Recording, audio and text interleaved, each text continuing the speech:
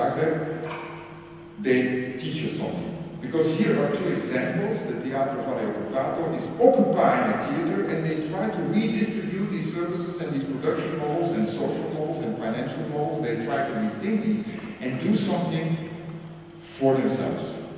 And the same is true in Zagreb with Theodor Zalakowski, who is organizing a form of cultural activism which is having already an effect. Having already an effect on the official institutions as well. They take these people seriously. They are not just provocateurs. They come up really with new organizational models and new financial models. Because please, don't think that your ultimate happiness is residing with the state. And when the state doesn't give you enough money, you're closing a museum. I understand that. But you know what? It's not just happening in Sarajevo. It's happening literally everywhere. It's also happening in London. We get, since 4 years, £5 million less for our operation budget. Where should it come from? We have to rethink the financial model of our institution. We have to rethink it, and our problems are going to be the same as your problems. We cannot continue to blame Cameron that he doesn't have a clue about culture. This is a given right now. Not that they don't have a clue, but it's a separation. So we have to come up with our own models instead of completely drowning in a form of apathy and lethargy. And there are many examples in the world. One of these examples is to rethink what does participation mean to you. And we now are starting to invent new forms of making exhibitions. This is a form of a new exhibition which we created 2 years ago in the Tanks in 2012. Susan Lacey created the Crystal Quilt in 1985. And the Crystal Quilt was a meeting place where feminists were talking together about their experiences. And they created together an artwork, a quilt. We invited these and other feminists from those years back to come to Tate in 2012 and again talk together about their experiences between 85, 87 and now. It was an incredible form of participation, and it delivered a very beautiful artwork. And you see the youngsters were standing around these tables where these elder women, very smart women, are discussing what does it mean to be an older woman. And we know that in Great Britain right now, one of the most sexy things is the art of older women. It's not anymore called the YBI, the Young Angry British Artist, it's called the art of older women. Because apparently, these older women, they are much more free thinkers, they are much more free in thinking what creativity can mean than the younger generations. So also, the relationship between the young and the old is absolutely crucial to invest. And then there is another thing. When you look at all these actions happening in cities in the world, sometimes you see actions where you think, is this now an artwork, or a staged event, or something organized by underground cops, or is it a museum effect? We don't know anymore what the difference is between a political and an artistic event. And that becomes a very interesting thing to start to discover. When I saw Occupy in front of St. Paul, I had to think of photographs of the famous Canadian photographer Jeff Wall, because this looked like a mise en scène. Now the relationship between Jeff Wall and this is not so important. What's important is that art is not anymore imitating life for the moment, but we see everywhere in the media, etc., that life is imitating art. And that's becoming an interesting model.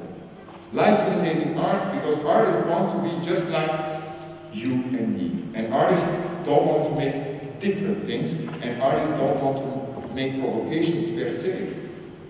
This is an installation by Tania Bruguera, which we bought, a Cuban artist, and she hires professional horse police men and women to come to Tate to regulate the visitor streams in the turbine hall.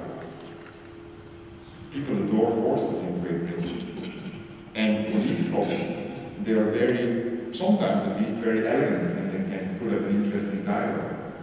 It's a funny artwork, isn't it? It's not a provocation. It's a serious work of cultural participation. We also offer courses to painting panels. Because one of the things which I get an allergy about, and I have to see my dermatologist often, is because when I see actions and political action, cultural activism on the street, oh my God, they use so many bad forms. It's often so naive, and then I immediately have an allergy. And we teach people to have style. You know, if you want to communicate, you need style. Jean-Luc Godard was one of the first to say, if you want to protest, you need style. So why not starting with painting a good panel, which is readable, instead of all that clumsy stuff, isn't it? Ladies and gentlemen, the indirect effects of cultural participation. Indeed, we only start to see, bit by bit, what it could be. Active cultural participation stimulates the capability building of people in terms of attitudes towards the unexperienced. By cultural participation, people start having an understanding of a feeling at least for the unexperienced. People start to question one's beliefs and worldviews. People are getting acquainted with and assigning value to cultural difference, to cultural diversity. People start to learn to appreciate the disruptive, the transformational impact of new ideas. And people are building new expressive and conceptual skills.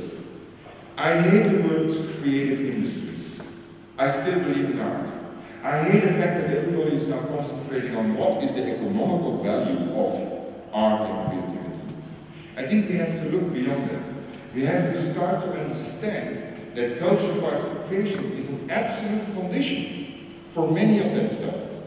An absolute condition for innovation. Without innovation, no strong economical partnerships.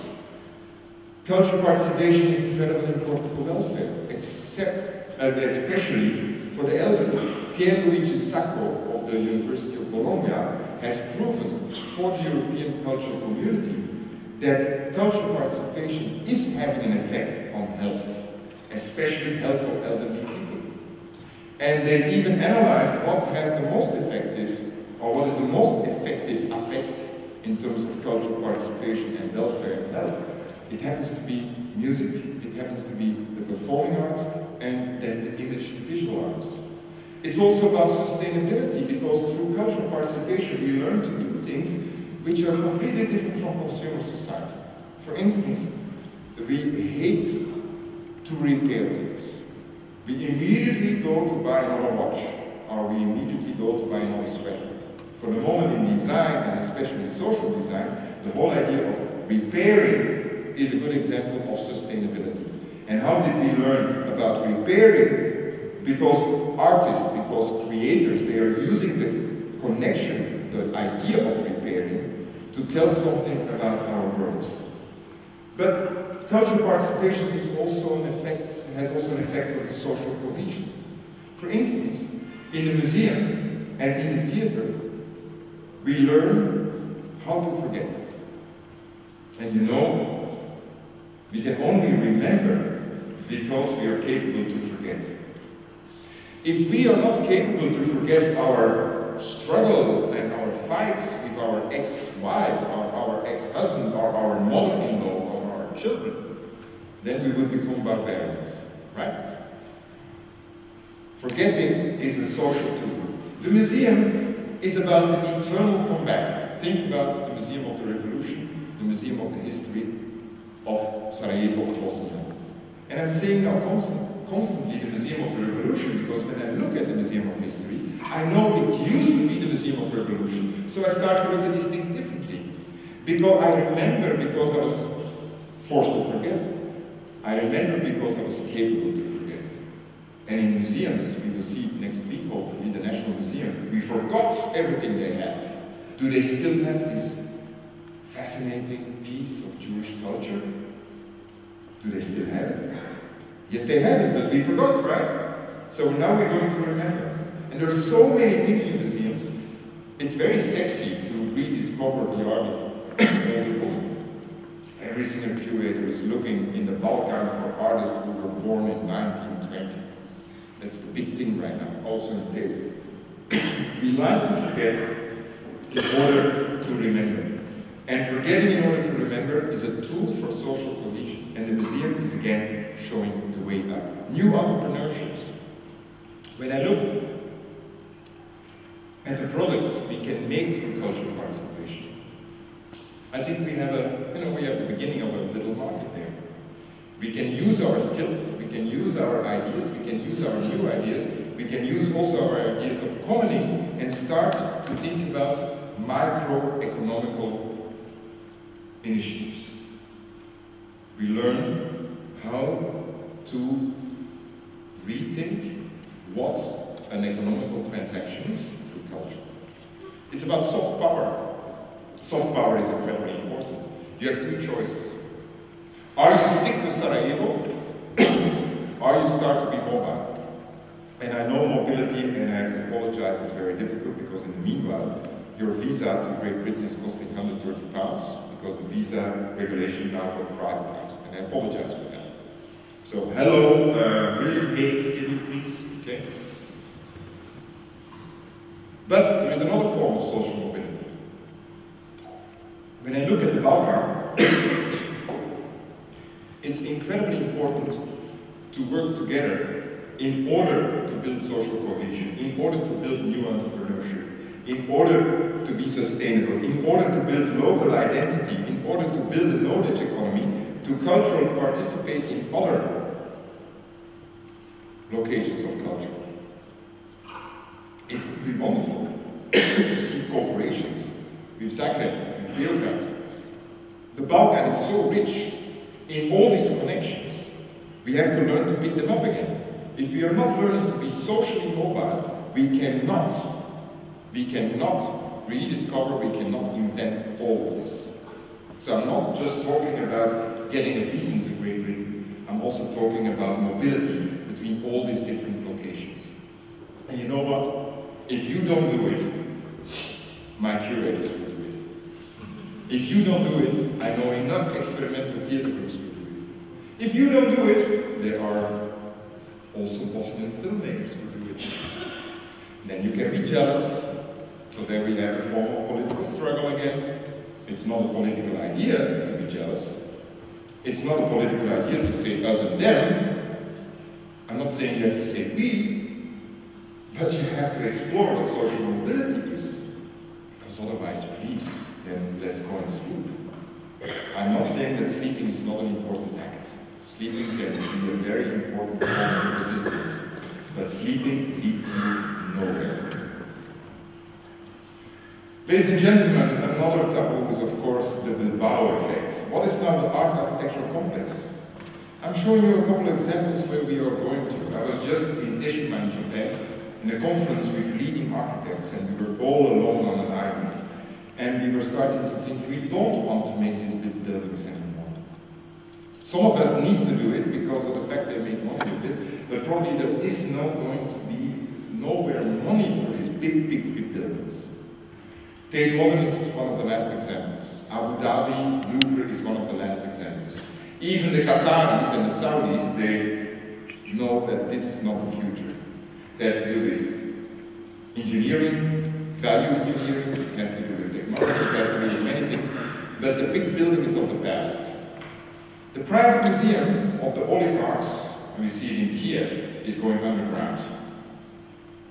Underground, that the very rich in the gulag of neo-capitalism in London, one of the big things right now is building basements.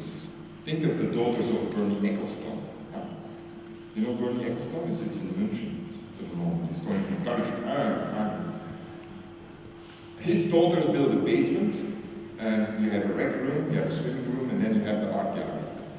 And I keep asking these very rich people who I happen to know because I have to cooperate with them. I said, why do you do that? I said, didn't you read Thomas Piketty, Capitalism in the 21st Century? There is going to be a social revolution. I want to stay underground. I always recommend to my friends, architects, come on guys, we have to think about underground spaces. Okay, then people can stay there. What's going to happen in London is that when you keep building in Kensington and in Mayfair, all these underground houses, basements, with rec rooms and swimming rooms and party places and art galleries, you know what's going to happen? Just like in a bathroom. Suddenly, everything is sucked up by the temps. So I'm really curious about the sucked up effect of all of this.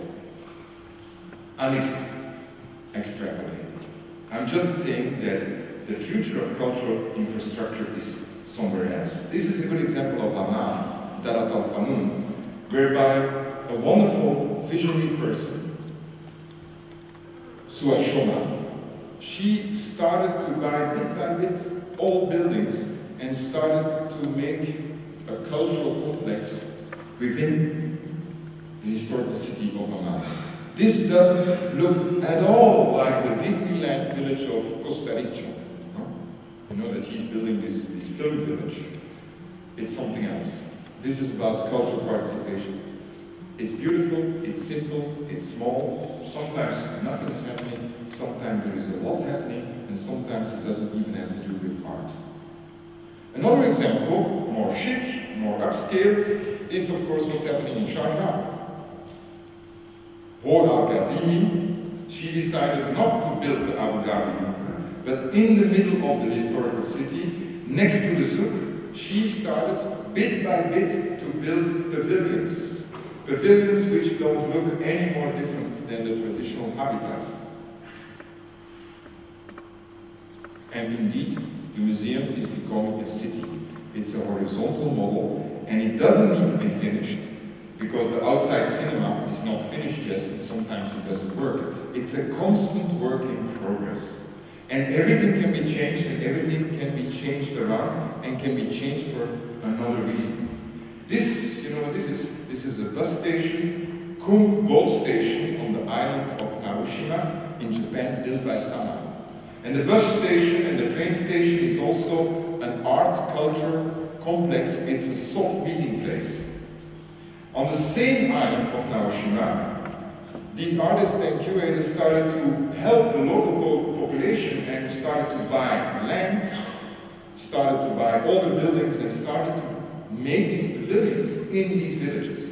This is the Museum of Reinato, a Japanese artist. It's a museum of 6 meters by 4 meters. This is a museum in New Delhi. This is the Portugal Museum by Dayanita Singh, the photographer. We also start to talk slowly about little museums. The Book Museum by Dayanita Singh is a wonderful example. She started to work in India with local furniture makers, and they make these paravans, they make these little libraries where they present the photographs and they can be transported. And this is Amar Kambar. Amar Kambar, the Indian social activist filmmaker, who starts to work in the hinterland, in the backwaters of India, with little museums organized by the locals who talk about their own problems. And sometimes these museums are staying there for 2 months, sometimes for 8 months. I'm just trying to show you examples of these different ideas. A good example is the Homework Festival in Beirut, Christine Thomé's initiative, which is a festival, come museum, come theater place, come art school, come discursive space, come political space. It's in an old factory, and what she's trying to do is not to say the most important is what we show, but the most important is how we show it. All photography labs in Lebanon are being bought by the Arab Image Foundation, and they turn these old photo labs into little photo museums. There are many empty shops right now, everywhere in Bosnia, equally in London.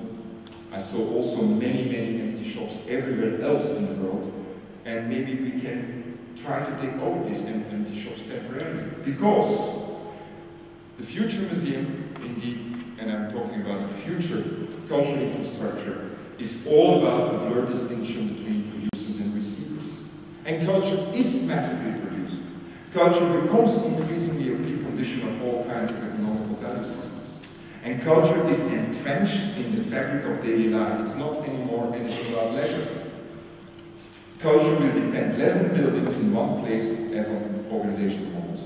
One of these examples is, of course, the net. We with Tate, we started to work with the web to ask artists to develop works of art, not for the museum, not to be bought, but just 5 minutes for the web. They are live streamed and they can be commented on. And this is again a work of social cohesion. It's again a work where people, in this case women, talk to each other, dance with each other, performing the public sphere. We also do that in exchanges. Tate exchange is also an exchange between the big Tate, which is now becoming smaller, which I try to address to you, which I try to explain, with smaller institutions all over the world. And we try to go there and work together. Because the big and the small, we have the same problems.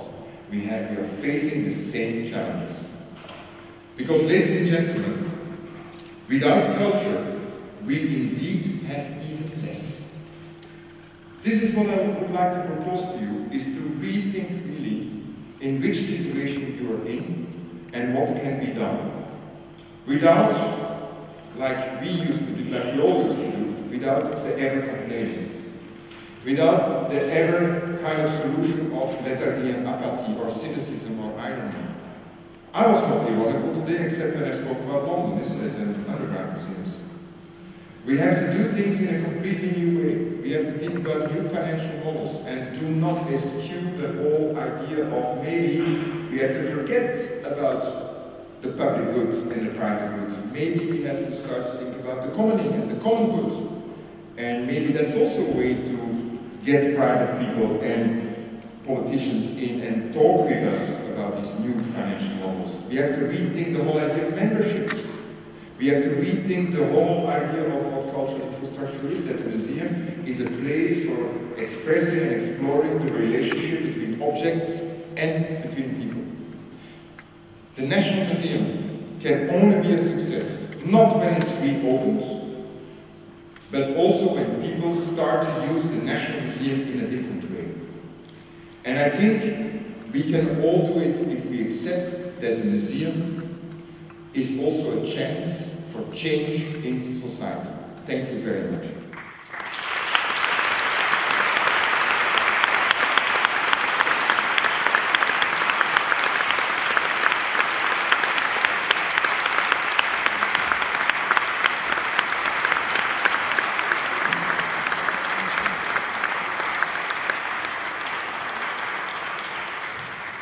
So I promised to talk 55 minutes, I spoke 63 minutes. And now we have time for questions, for Q&A. We will take questions for, what is I think, 25 minutes, correct? Or 20 minutes, depending on you. If there are no questions, I will ask myself questions, which is fine. I like to talk to myself, as you can hear. Any questions?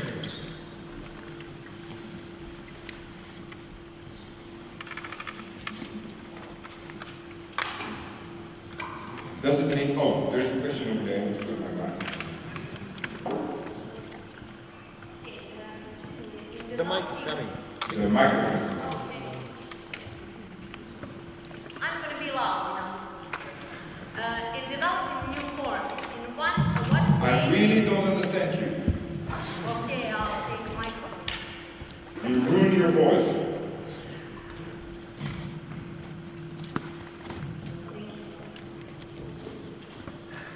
My name is Mediana, and I'm a student of performing arts. I have a question about developing new forms, and whether it is a gallery or a theater or a museum, in what...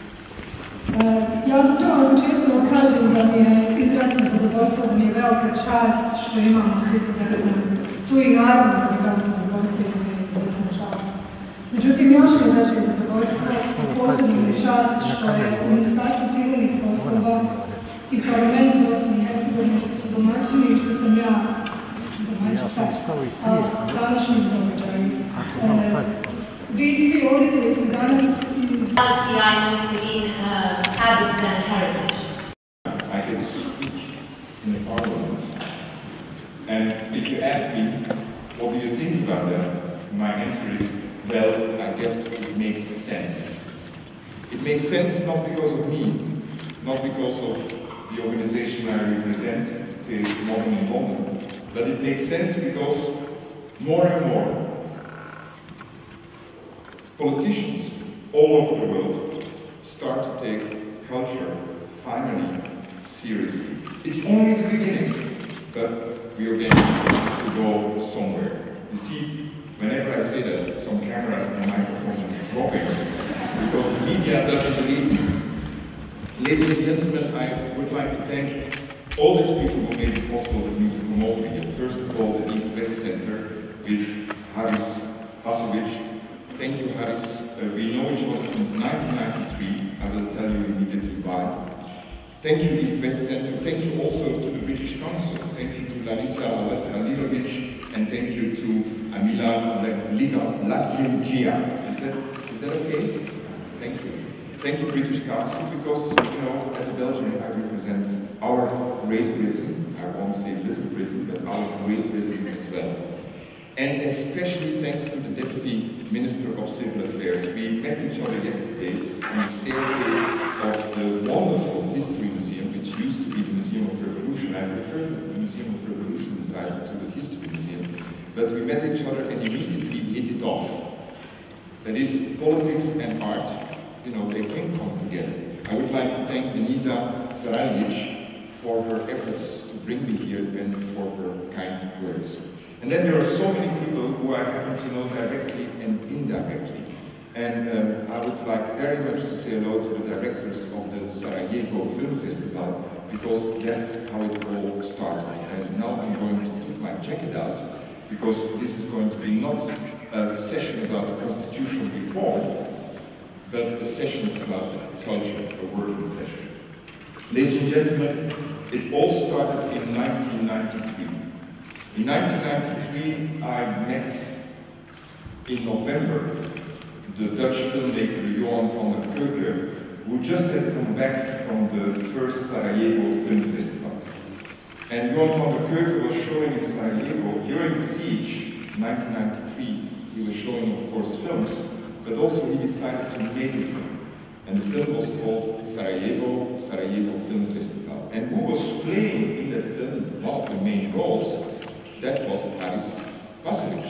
So I got to know Haris because I had to look at Johan's film over and over again. And I'm showing you this image here because that's now the famous set designer, Mariela Cruz. Mariela Margueta, you see the media don't like me at all. Somebody's microphone, so you have to put it back on. Mariela Margueta is now a famous set designer, but she played together with Haris the main role in that wonderful film of Johan van der Keuken. That's how it started. I discovered Sarajevo through a film in Holland. I discovered Sarajevo through the Sarajevo Film Festival. And the Sarajevo Film Festival is still thriving. But not only the Sarajevo Film Festival. It will be wonderful for Sarajevo and Bosnia. I'm getting really like a juggle here with microphones. Not only the Sarajevo Film Festival is thriving, I'm also thinking about a presentation organized by the Museum of Contemporary Art in Banja Luka 2 years ago, almost right now, in the Biennial of Venice, a presentation called Garden of Delight. And the curator is here today, and I'm really happy that you're here today because that presentation really made sense. I already mentioned also the cultural infrastructure of the museum next door, which is the Museum of the Revolution, the History Museum. And what Elma Asimbegovic is doing and with her team is absolutely wonderful. I stumbled yesterday upon the work of Vojo Dimitrovic, who is, because of Bracho, his son, is one of my great heroes. And there, the first article I saw in Sarajevo on my trip was Vojo's beautiful stained window glass. Sarajevo Film Festival, the presentation in Venice, what's happening in the Museum of History, the former Museum of the Revolution. There are many more things which need to be documented, which need to be registered. And it's not just the things which happened during the war. Think of the wonderful energy which was put here by Haris when he invited Susan Sontag. Also what happened after the war is very important. Ernst Ivy, it's continuing for 20 years. There are many independent artist organizations. There are many artists who made it back and forth between Sarajevo and Paris, Sarajevo and London. So many things have been happening that if you say Sarajevo is void of culture, and if one reads in magazines that during the war there was more happening than after the war, I think it's not true. But it's time that you start to tell that story. It's time that you start to tell the story of what happened here in Sarajevo, not since 1991 or 92, not since 1984, but maybe start way before that. And I know there are many important works in the National Gallery. And of course I know that there are many, many, many important works at the National Museum, which we probably now will be able to visit again as of Monday. And that has nothing to do with my visit here. It happens to be that the museum is going to be open again. And that's very important that the museum is going to be open again, because that illustrates also the title of my lecture. Everything can be changed. And the reason I choose, together with Harris and the East-West Center, that title has to do with the fact that the historical and cultural achievement of the museum, of any museum, also the National Museum, lies essentially in the fact of having constructed a historical and cultural ritual that serves the formation and self-formation of the citizen. And from this perspective, the museum, ladies and gentlemen, is not only, and maybe not even primarily, the place for the exhibition of objects. Rather, these objects function as tools for a civilizing ritual for the individual. The museum is not only the place where values and ideologies are presented in artworks, it is equally a place where these values become part of a mental and bodily exercise of the citizen. The museum is a place for civic imagination. And that leads then Tony Bennett, the famous sociologist, to say that give me a museum and I will change society. Everything can be changed if we start to take the museum, and by the museum I mean culture, the formation and the self-formation of the citizen, if we start to take that seriously. And that's what has to happen here. Indeed, everything can be changed. That is where my title is coming from. And what I want to do is take you on a short journey from London, Tate Modern, to Sarajevo. And what I will do is to try to show you that cultural infrastructure is not only about buildings getting bigger and bigger and bigger, but it's about buildings which gets to be organized again. It's about infrastructure, a mental infrastructure, and not just a physical infrastructure, which we have to rethink, which we have to reconceptualize, in order to start to understand that culture is indeed not just about objects, but about the relationship between these objects and the people. And we at Tate Modern, we came to that conclusion as well. Our happiness, our success is not any longer due to these magnificent buildings. The success is probably lying somewhere else. And there we can work together, there we can learn from each other. And that's the journey I will take you on. Here you have again the beautiful Mariella Marghetta in the film and the photographs of Joachim van der Keuken. And that's how it started. And now we're going back to London. The incredible growing art museum. That's what the art magazine Argos published on the cover in 2001. Remember, it was still the time of the Bilbao effect. Culture was going to succeed because we were building big buildings, even bigger than the parliament here.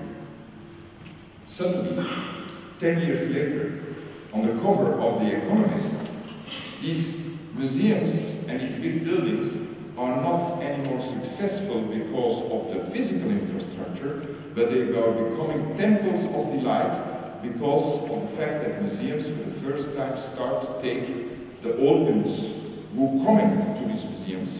Some museums are visited by 1,000 people, others by 1 million, but they come, they do something, they want something, and the museum is becoming incredibly successful because of the presence, not the absence, of people who want to do with that museum may be something completely different than admiring objects, than admiring works of art. Indeed, in The Economist, the special about the success of museums, we keep seeing in this magazine and other magazines over and over again a photograph of Tate Modern. Tate Modern was planned for 1,800,000 visitors in 2000, and suddenly in 2003 we had an amazing problem. 3.5 million visitors visited Tate Modern just to hang out. They came to see the artwork of the Icelandic artist Oliver Eliasson, who created in the Turbine Hall this gigantic artificial sun. And the director of Tate, the curator of Tate, and the artists were incredibly unhappy. This was not meant to be. These people came to hang out with their families, to picnic, to lie on the floor. They stayed for a day, they came back in the weekend. They used the museum for other reasons than planned. They started to program the museum themselves. The Turbine Hall was suddenly invaded with people who wanted to become not part of the museum. They wanted to program the museum themselves.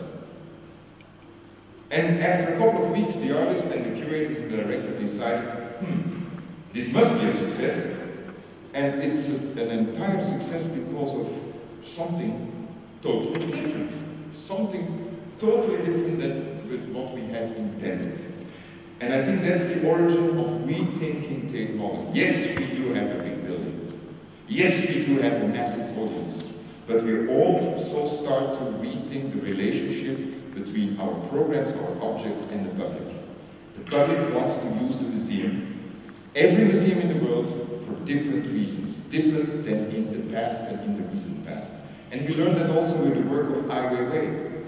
When Ai Weiwei decided to put these millions of seats representing the population of China in the Turbine Hall, people suddenly started to do again something, of course, a little bit provoked by Ai Weiwei, and they went to sit again on the seats and started to throw the seats and started to take the seats away. And there was a big drama, because this artwork costed so much money, and after already 3 days, people took kilos and kilos of the seats away.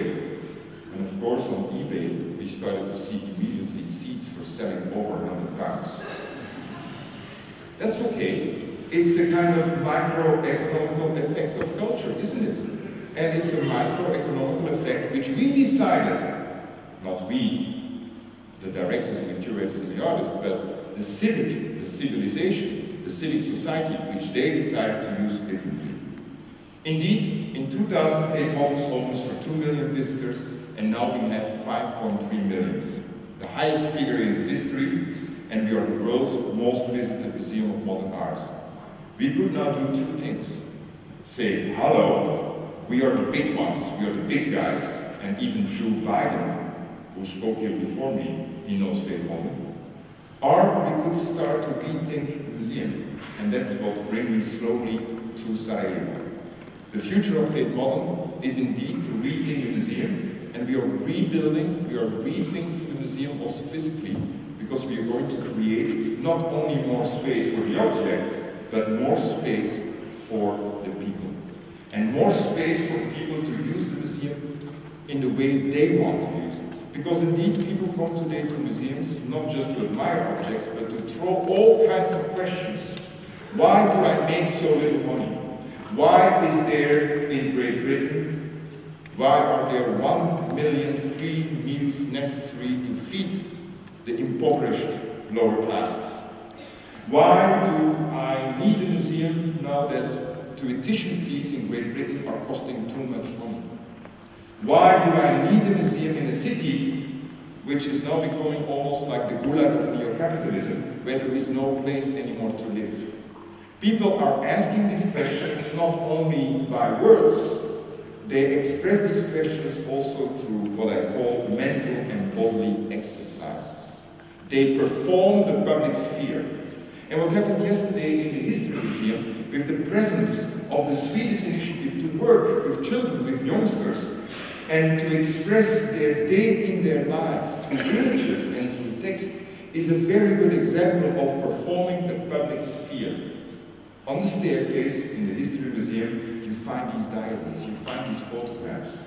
They are not high works of art, they are definitely not social realists, but they are something which is expressing the civic imagination. And when I look at the work of artists here in Sarajevo, but not just in Sarajevo, all over the Balkan, there is something very interesting. That is what connects these works is civic imagination. It's not anymore to create these high, genial works of art. It's about something else. These artists don't want to be different anymore from the audience. They want to be on an equal basis. But what they do is they try to rethink what could be the politics of daily life. This is our new building. Looks a little bit like the library of Alexandria, no? And that's the reason why I was very happy this morning when I was running in the old city to stumble on the new Islamic library.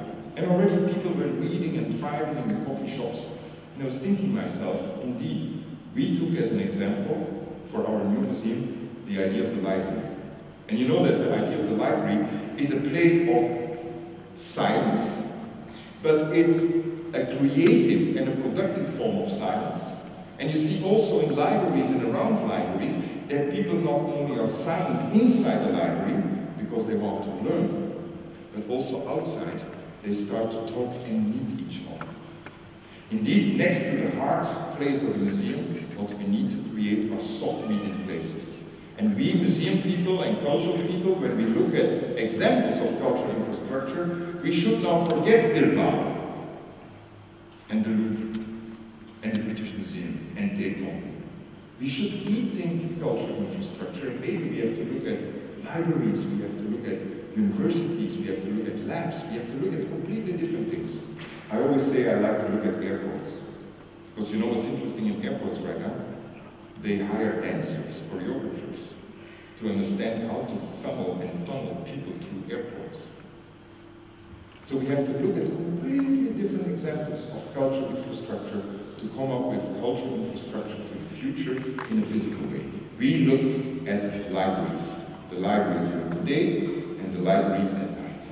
Lots of social space, lots of meeting places. Not just meeting places to talk and to throw questions, but also to do things. And to do things in terms of performing the public sphere. People like to come to the museum and do things together. Learning is becoming artistic activity by itself. Learning also in connecting people who know something with people who know something else. Because you know what cultural effect is? When I look at artist collectives, what they do here in the Balkan, what do artists do in alternative spaces in London, they give to people what they don't have to audiences which don't want to have them. And that's what Jacques Lacan called creatio ex nihilo. I do something which I don't possess, giving it to people who don't want it. That's art. It's interesting, right? And that brings me to another great thinker, which is Alain Badiou. And Alain Badiou said today, in a situation like in the Balkan, what could art be? And he had 4 rules. First of all, he said, we have to listen and embed our artworks in local experiences, whether it be political or social. Second, by the fact that these local experiences, these local political or socio-economic constellations are weak, and they are weak, because we live here and everywhere else, also in London, the gulag of neo-capitalism, we all live a life of struggle, economical, political, etc.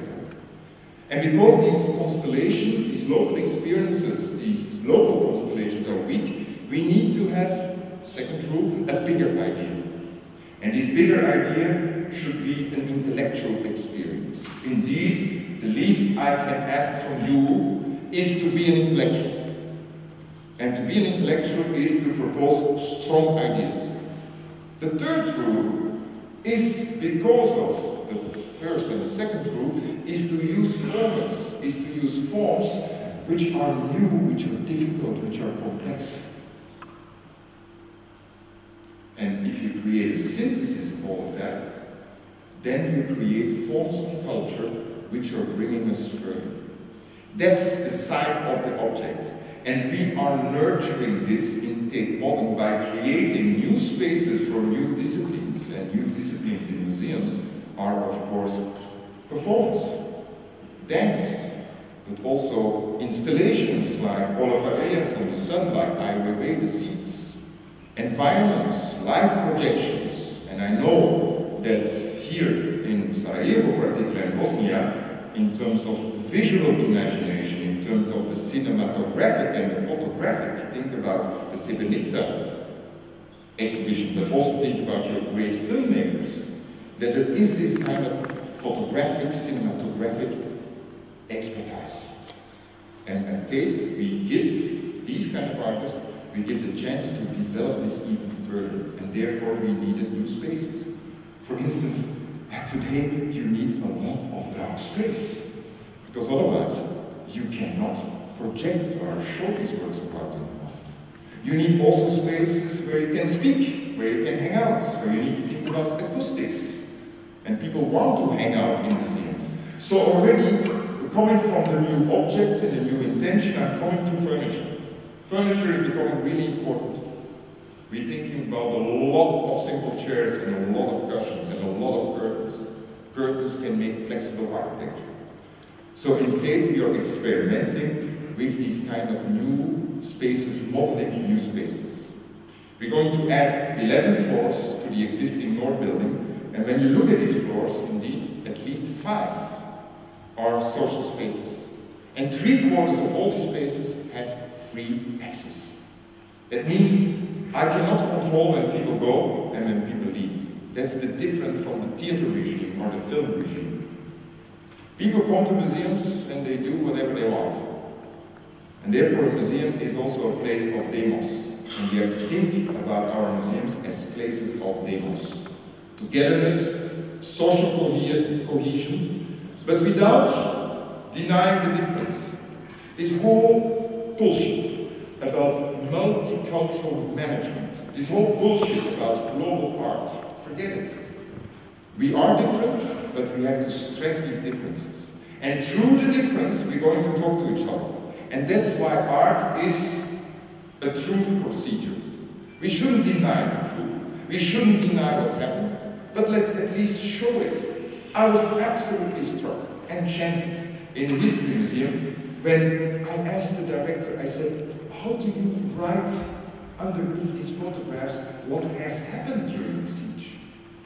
And she said to me very clearly, I talk about people. I'm not talking about fractions. I talk about people, what people experienced.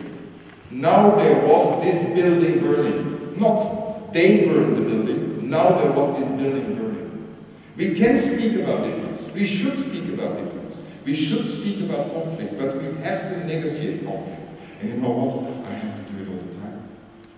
This is off the record. Don't take this, right? We are sponsored in Tate by BP. Our members are protesting constantly that we are sponsored by BP. Not only by BP, but also by other big industries. We cannot avoid that. We have to negotiate it. We have to make it transparent. And we have to constantly talk about it. So the museum, cultural infrastructure, is a space for constant negotiation. Indeed, it's a little bit like a parliament. Also, the museum is not just a building for objects and not just a building for people. It's a space within the city, and we start now to consider the space surrounding Tate Modern as important as the space inside. Because that's the first point of encounter, the outside.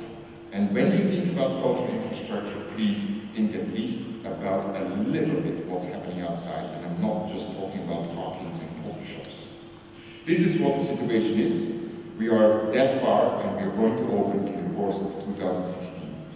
And now I travel slowly from London to the middle of Europe and Eastern Europe and the Balkans, because everywhere is the same kind of thing happening. When I ask my colleagues, why do people come to visit us? Why do people want to participate in culture? Only 11% and 14% is about spiritual and emotional. Wow. If you ask that in the 20s and the 50s, this was completely different. Why do people come to see us? Why do they need us? Because they come for an intellectual, they come for a social experience.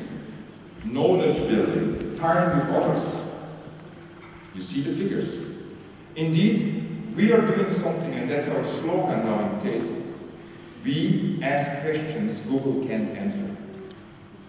A question which Google can answer is, for instance, why didn't I understand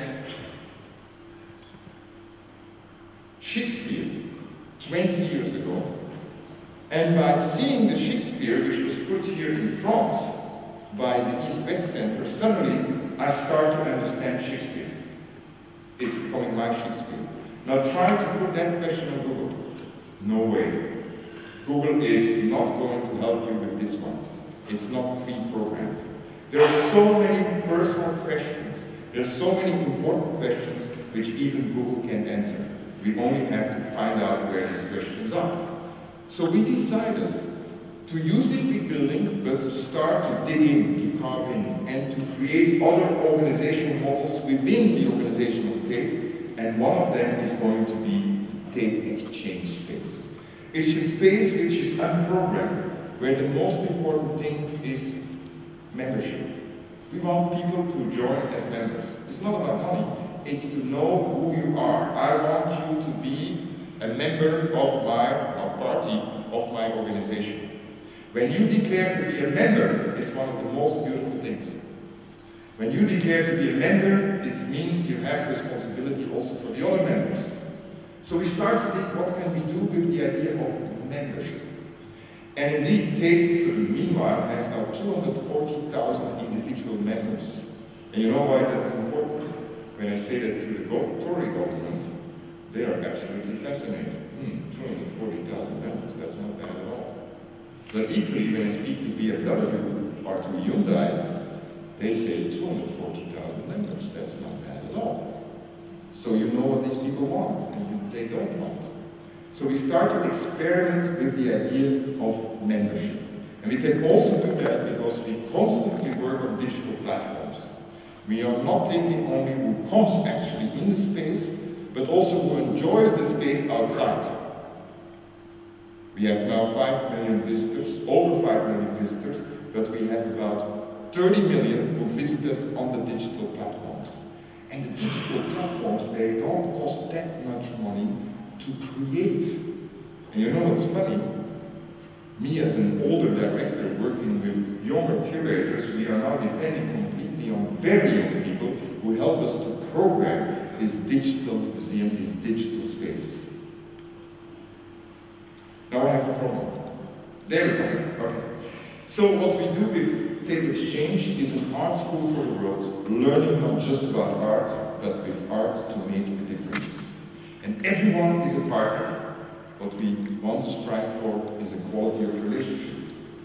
We want to engage, we want to shape and influence, and shaping, influencing, and engaging as the defining audience experience. And we want experiences that inspire to action and make a difference. And we need to develop new business models. A new business model could be, and that's what we are now experimenting with, a new business model, because we know we get less and less money of the state, and I know there are states where there is no money at all. But we have to think about new business models which are including, of course, the whole idea of sponsorship, which are including, of course, the whole idea of NGOs, which are including, of course, the idea of supporting foundations, which is including also the help of very rich people, and there are many, many, many in London. But beyond and above that, we have also to rethink something else. That is, what is a cultural good? And a cultural good is not just a quantitative model, it's a qualitative model. A cultural good is based on a cultural conversation. And these conversations are very special. And these conversations, through cultural goods, they belong to everyone. Ladies and gentlemen, virtually everyone recognizes the difference between private and public goods. Yet, the difference between two basic forms of collective property are often blurred, which is the difference between public good and common good. And the simplest way of contrasting a public and a common good is to ask, does this particular resource require management as a social mandate, or is it an expression of a social mutuality and collaboration? In other words, is this property best maintained by government or the public? Indeed, the commons are based on this. They are based on inclusion and access. And commons, unlike private goods, are not commodities, and they cannot be reduced to the language of conventional ownership. They express a qualitative relationship. It's very important right now to start to work together with those people who have experience in commoning. And slowly we see in Europe, for instance in Zagreb, we see in Italy, we see also in Great Britain, we even see in San Francisco, we see that people start to experiment with the legal issues of commoning. We are at the beginning of something, but we can do it. Indeed, if you look at commoning, it's a question which Google cannot answer yet and probably doesn't want to answer. I tested it, I can find everything for common goods, but commoning and the ideas of Ugo Mattei in Berkeley, Google doesn't like it because Ugo is a professor in Berkeley. And you know that Google and Apple and all these guys, they are controlling right now the total west coast of the United States, isn't it? They become like a country within the country. And you don't want to be taken over by Google or Apple, right? So we create commoning experiences. And one of the most successful in the big building of Tate, which you probably never heard about, and I don't care, is the Silent University. The Silent University has a place in Tate. It's about commoning. And what we did is we are engaging so many refugees and asylum seekers in London who work as cabbies, who work as cleaners, who work in the cafeteria of Tate and other spaces for minimum wages. And we give them the opportunity to come and work and to offer their services through the Silent University at Tate. So they teach about their specializations. And their specializations are incredible because this taxi driver, he is a specialist, he was a specialist in South Africa in sexually transmitted diseases and the history of HIV. This is a lawyer coming from Nigeria, specializing in outside of asylum. She's assisting asylum seekers. And this is Dr. Nazar Pola, who is working as a housekeeper, and he is a specialist, Pola, in terms of health issues and the poor, and the relationship between cultural participation and social welfare for the elderly. These experiences, together with the experiences which I had through the European Cultural Foundation, where we gave the prize a couple of weeks ago to actions and of many different beliefs and of many different forms of expression. So there is not one way to deal with the outside. We have to negotiate every single expression. We have to negotiate every single aspect of the outside. We have the same in Tate Modern and in London. That is, if we want to work with our, what I believe is still a multicultural society, however it's badly managed, and we continuously speak about the management in Great Britain of multiculturalism. But if I start to do things with diverse audiences, I mean that we have to target specific audiences. We cannot make anything anymore for the same audience. There are many diverse audiences, and sometimes these audiences are very small, sometimes they are very big. The Silent University has about 50 members, but the impact of the Silent University is as big as the Matisse exhibition, because suddenly BBC, they adopted the space, and BBC is going to put the Silent University worldwide through the web. So it's an interesting way how something small, which is targeting a specific part of the surrounding, can become very big and very influential. So if you ask the question, you always have to think about which surrounding I'm talking about. And if you talk about an abstract surrounding, I cannot answer you. Is that what you meant, an abstract surrounding? No, I specifically meant Balkan mentality. The Balkan mentality. I love the Balkan mentality. I don't know what you mean with the Balkan mentality. If there is something about the Balkan mentality which I really like, then it's exactly this form of difference and latent cooperation and latent desire to be there and be somewhere else. And when I speak about the Balkan, I speak about my experiences, which I had in Zagreb, which I had in Ljubljana, which I had in Beograd, the artists I worked with, and my first visit now in Sarajevo. But this visit was well prepared through curators of Tate who came here, who know artists. So for me, the Balkan mentality is one of the most exciting. Do you mean by Balkan mentality maybe food? Do you mean by Balkan mentality sleeplessness? Do you mean by Balkan mentality waste of time? I don't know what you mean by Balkan mentality. I guess it's all of that. Ah, okay. But you know what? I see another form of Balkan mentality. I see what young people moves in, what people can do, what people want to do. And that's also one of the reasons why I wanted to come here, and we will continue our research, we will continue to see what's going on. Because I think it's very interesting that if we can fulfill some of the conditions, that we can do new things here in the Balkan by exploring and exploiting that very Balkan mentality you're complaining about and you're thinking about. Thank you. Questions? Thank you very much for your lovely lecture. I happen to be living in London. Sarajevo is also my hometown. So there's a bridge already because I spent a lot of time with my friends and my children in the gallery. And I used to go to the Natural History Museum right next door, which is unfortunately now closed. My question to you is about the children. Can you give us an example or examples and talk a little bit more about children in these public spaces? And how we can include them, and what do we do to have them there?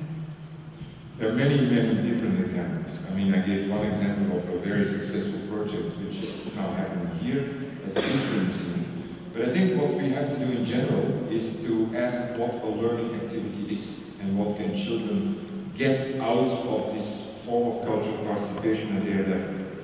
We are, for instance, experimenting a lot with decision-making processes.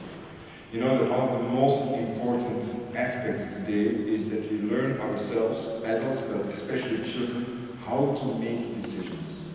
Because we live in a world where other people continuously make decisions for us. I'm not talking about parents, which I think is very good. I'm not talking about professors, which I think is very good, because you have to make decisions for children. But I'm talking about decision-making processes in general. One of the most incredible factors I learned in working in Africa is that people, young people, children, cannot make good decisions when they are not capable to forget.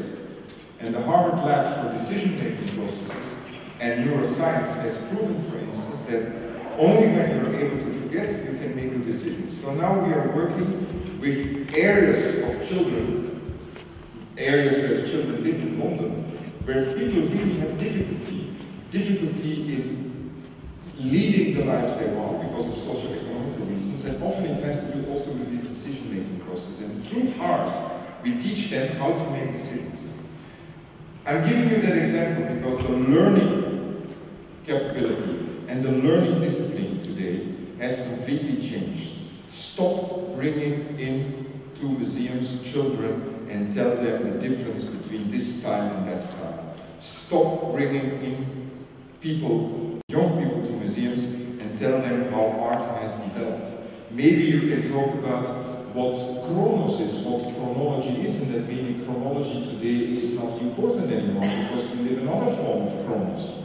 So I'm really somebody who likes to think that museums should be used, or cultural infrastructure, in a different way to explore new methods of constructivist pedagogy. And we have specialists, not only in London but also here. And I think we as directors and curators, we should really give up our museum to them and let them use the museum like they want and they understand where pedagogy, the visual pedagogy, the constructive pedagogy is going to. You don't have to understand that the Rose Picasso is more important than the blue Picasso. You don't have to understand what the difference is between pop art and whatever art. I think it's much better to use the art in another way. And we have to free museums in that sense. And that's, for me, the most important. Let's work with our specialists. Let's rethink what knowledge experience is, also at the level of children. And this is always different in every locale. The local experience of children here in Sarajevo is very different from the local experience of children in Brussels. So you can only work, I think, with people who understand that local experience, because children are very much in the first place about local experiences.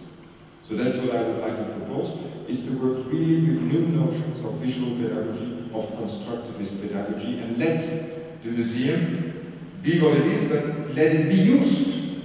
Let it be used as a school, let it be used as a performance center, let it be used as a meeting place, let it be used as a place of production, where you can do things at the hand of art, in order to talk about life. And my example about how to learn to make decisions is just one of the many examples.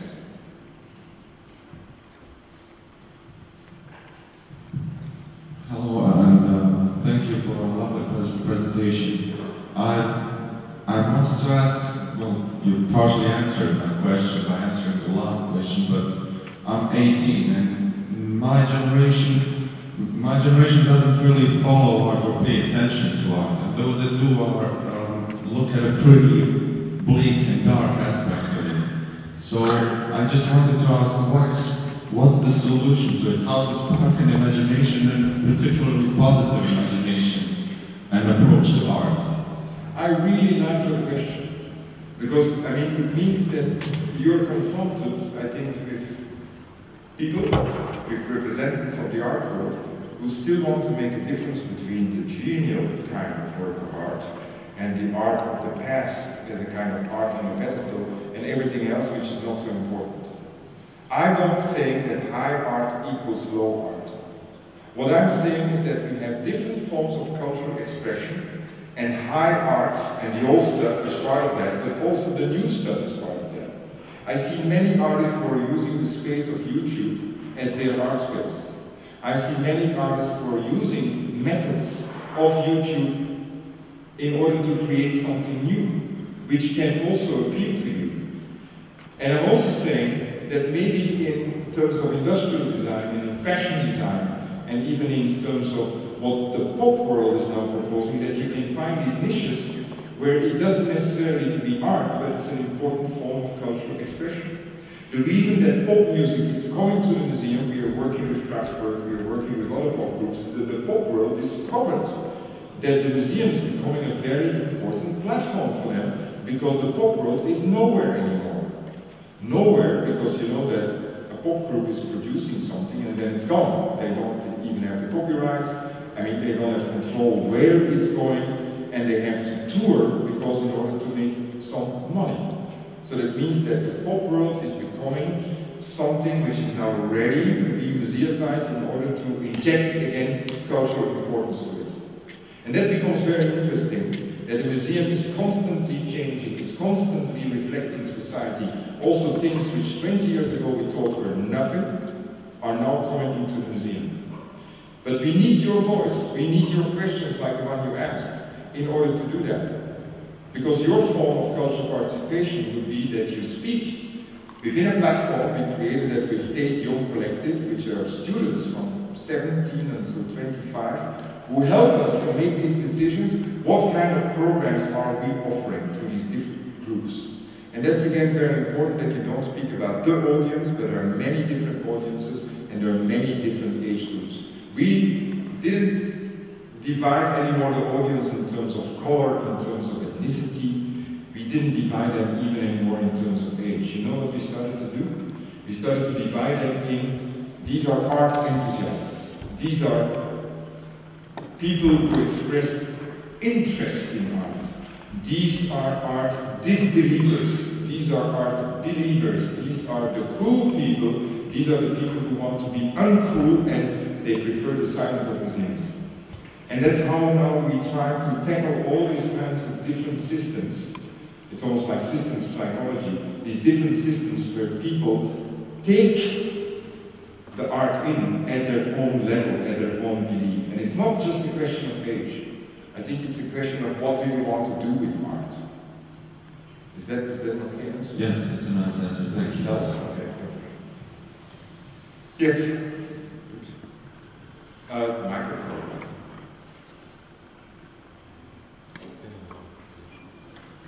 Is there a microphone there?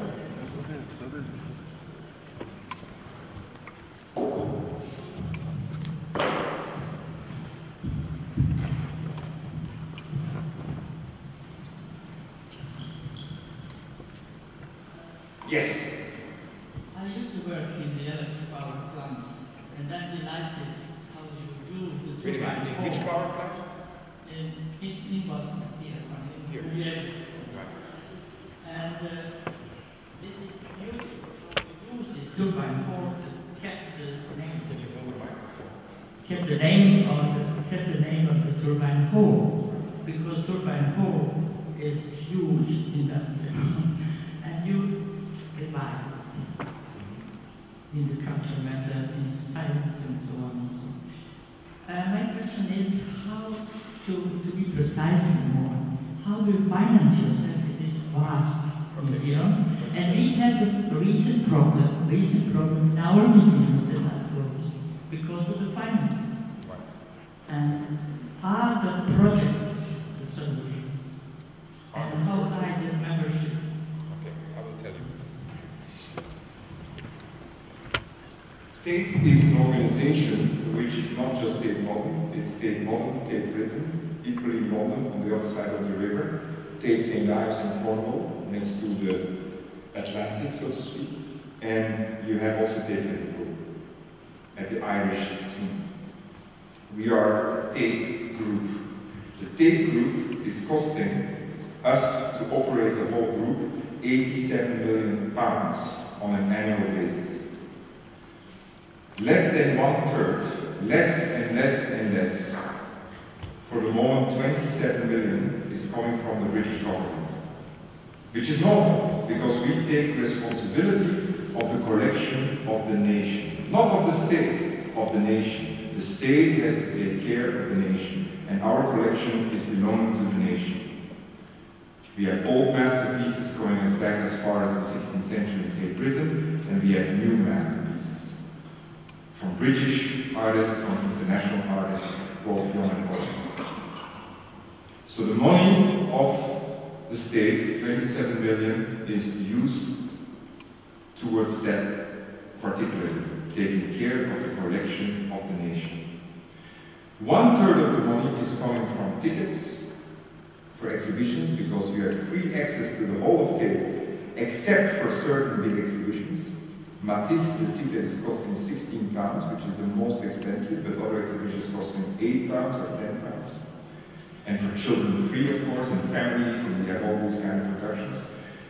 So 1/3 is coming from state, 1/3 through tickets, retail, selling stuff, catering, eating and drinking, and also consultation fees. We work with other organizations where we say we can help you to create pedagogical programs, but you have to pay other people, you have to pay them on a consultancy basis. 1/3 state, 1/3 to them. Then 1/3 is coming through private donations and sponsorship. And of course, some heavyweight sponsors like BMW who like to be associated with certain expressions of faith are Hyundai sponsoring the next 10 years of the turbine hall. When we work with sponsors, we don't want in the first place to have a deal. We want to have a long-term relationship. We don't go for one thing. We don't go for one time. We want to go for sustainability, which is important. Now you're asking how, the second question was, what kind of projects are we making? We are making all kinds of projects. We are making large exhibitions, we are making small exhibitions, we are making commissions in the turbine hall, we have got programs still, but we make our money most through the big exhibitions. Because the turbine hall and the small exhibition and collection displays, it's all free. And of course I understand that there is a problem here with state funding. I understand that. But you know what? In Belgium, it's exactly the same. And in Holland, it's also going to be the same. And with state, it's also going to be the same. So we have to rethink our financial models, just like you. And that's the reason why I'm not ashamed to talk about the fact that now we are really like trying to invent what do we have to do. How can we work with new ideas of memberships? And memberships is a form of commoning. And maybe that should happen also in Sarajevo with certain museums. If there is also the condition that the state is not going to tell you what to do, and that there is a contract with the state saying the state is paying for these basic expenditures, and the rest we have to raise ourselves. But we can decide how to do it, and we can decide what to do. And that would be, I think, a very important step in terms of the Sarajevo even national museums. Yeah? Last question, because it's now getting quite late. Hope the microphone has to travel 100 kilometers.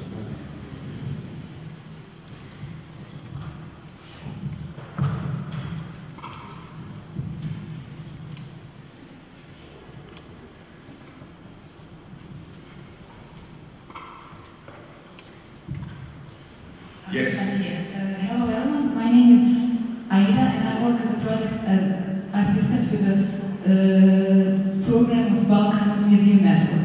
Balkan Museum Network is now going to its official registration, and we are considering the groups of our membership. In those terms, I found really interesting what you have been talking about this digital platform.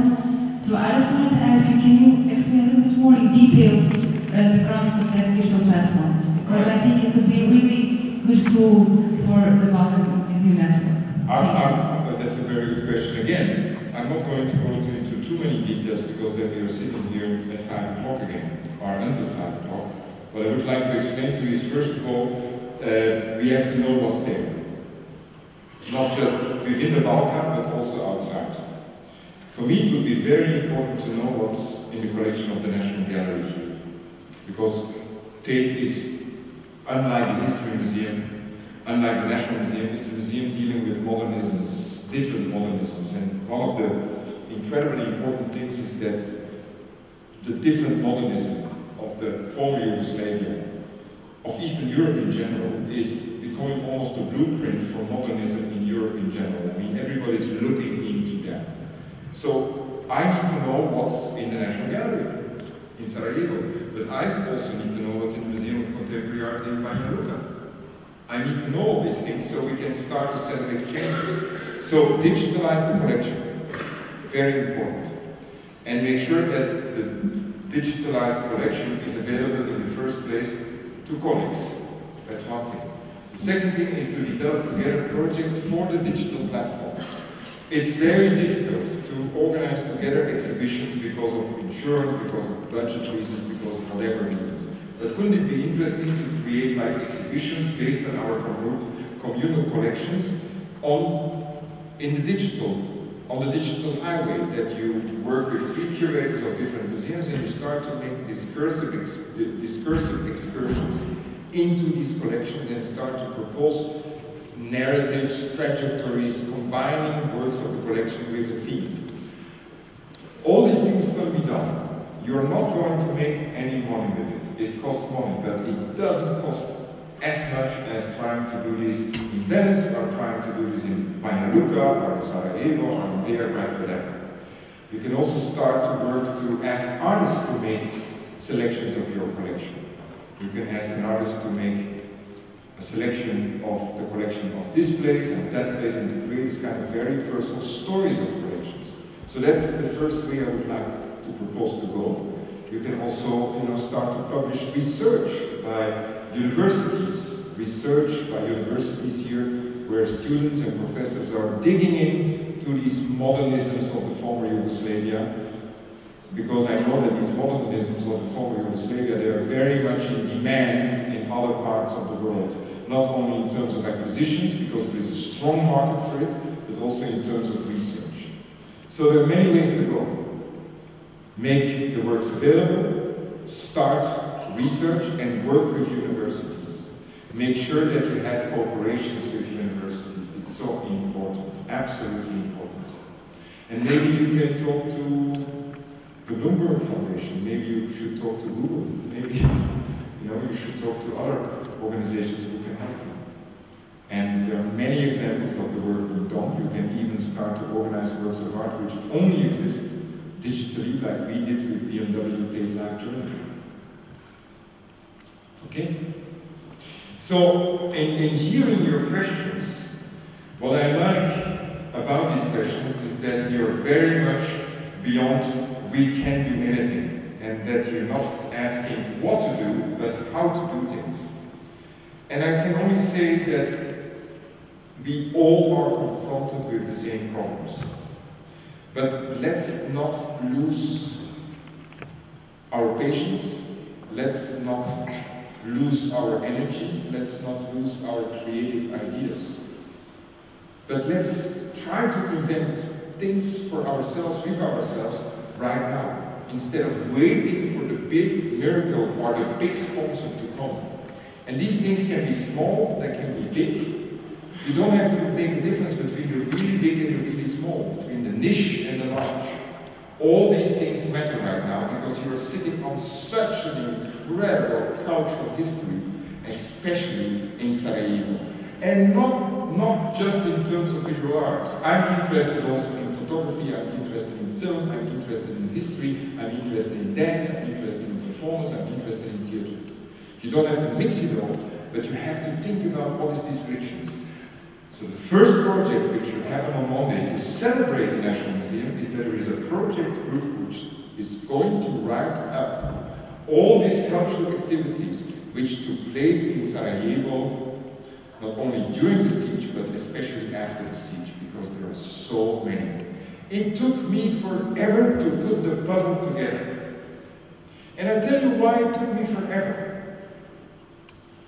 Because there were certain people who didn't want to speak to other people. There were certain people who didn't want to give me the information I needed. There were so many different fractions, and beyond the social psychology, there were so many different sources to put together. I wish there was one source which you could have offered me. I had to work 4 weeks to find it all together. So please, can you do me that service? Thank you very much.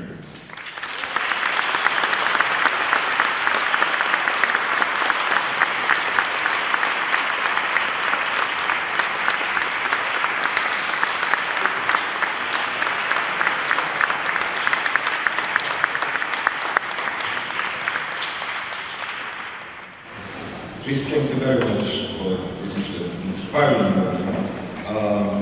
Your work and your philosophy and your practice certainly confirms what you left us as your last image on this presentation. Without culture, we have even less, and without culture and cultural philosophy that you offer today, we would have certainly much less.